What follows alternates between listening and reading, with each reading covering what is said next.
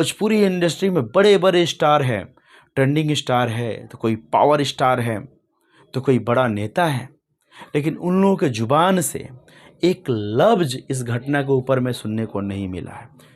और भोजपुरी के 3 बड़े स्टार मनोज तिवारी, दिनेश लाल यादव और रवि किशन आज सांसद है। और सांसद उस पार्टी के हैं जो सेंट्रल में अभी राज कर रही है, लेकिन किए क्या? कुछ भी नहीं। आखिर तमिलनाडु में बिहारियों को निशाना क्यों बनाया जा रहा है? ये घटना कुछ दिनों से चल रही है, अभी तक किसी को समझ में नहीं आया है कि ऐसा क्यों हो रहा है। तमिल वालों ने बिहारियों को क्यों मार रहे हैं, कारण क्या है? कुछ दिन पहले तक तमिलनाडु सरकार ने इस बात को लेकर इनकार किया। वहाँ का डीजीपी का पहले हम लोग बयान सुन लेते हैं कि उन्होंने क्या कहा था। Somebody in Bihar has posted a false and mischievous video saying that the migrant workers of Bihar are attacked in Tamil Nadu. इस बात से उन्होंने साफ इनकार किया कि इस तरह की कोई घटना घट रही है। उन्होंने कहा था कि ये सिर्फ अफवाह है और कुछ नहीं है। कुछ दिन पहले तेजस्वी यादव भी तमिलनाडु पहुंचे हुए थे, लेकिन उन्होंने इस विषय पर एक लफ्ज़ नहीं बोला। क्यों नहीं बोला भाई? वहाँ पे आपके मजदूर फंसे हुए हैं। आप अफवाह ही सही एक बार जानने की कोशिश तो करेंगे कि ये बात क्या है, लेकिन वहाँ आप लग रहा है पिकनिक मनाने के लिए गए थे, पार्टी मनाने के लिए गए थे शायद। बिहार के डिप्टी सीएम हैं, मुख्यमंत्री हैं आप, लेकिन आपने किया क्या? वहाँ पर गए और सिर्फ चले आए। एक लफ्ज तक आपने बोला नहीं, जानकारी नहीं ली। जब विपक्ष वालों ने हंगामा किया विधानसभा में, तब जाकर आपकी नींद खुली। तब बिहार सरकार ने एक कमेटी गठन किया और उसको कल ही जांच के लिए तमिलनाडु भेज दिया।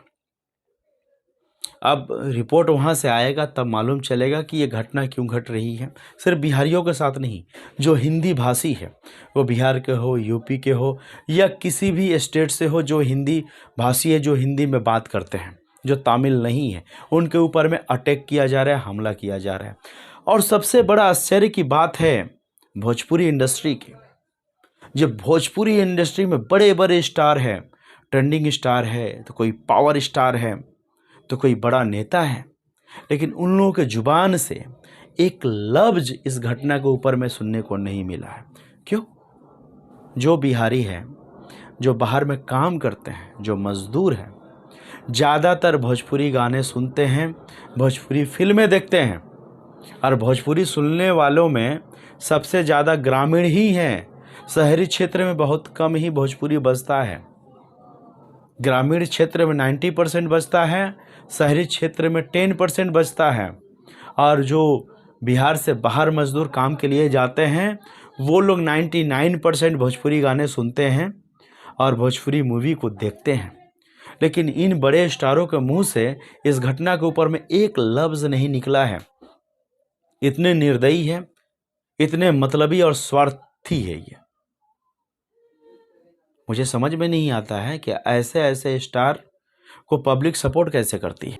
हाँ खैर, ट्रेंडिंग स्टार, पावर स्टार को अपने आप से फुर्सत मिलेगी तब तो। झगड़ा करने के लिए भाई अगर बोल दिया जाए, किसी के ऊपर में कटाक्ष करने के लिए बोल दिया जाए, तो कुत्ते की तरह भौंकना शुरू कर देते हैं, कुत्ते सियार की तरह लड़ना शुरू कर देते हैं।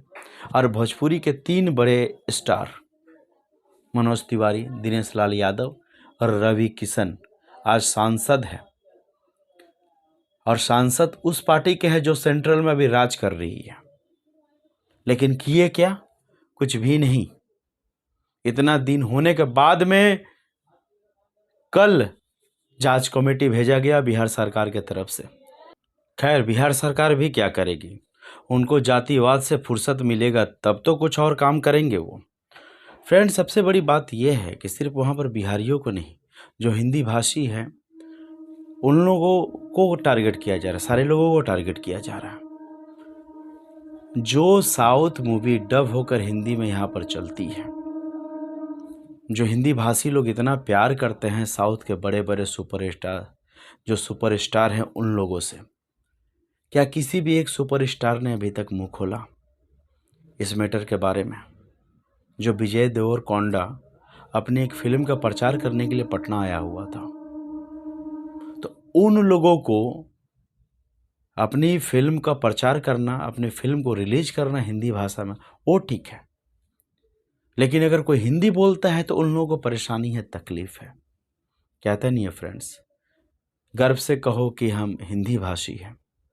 अब अपने ही देश में ये बात बोलने में डर लग रहा है। क्यों? अगर हम बोल दें तो कहीं मारे ना जाए। तो फ्रेंड्स, मैं भगवान से प्रार्थना करता हूँ कि जो हमारे बिहारी भाई हैं, जो हिंदी भाषी बोलने वाले भाई हैं, कहीं भी फंसे हुए हैं, मैं भगवान से ही प्रार्थना है कि आप जहाँ पे भी हो सही सलामत हो और सही सलामत घर वापस आए। इसी के साथ मैं अपनी वीडियो कहीं पे समाप्त करता हूँ फ्रेंड्स। अगले वीडियो में फिर से मुलाकात होगी। जय बिहार, जय हिंद।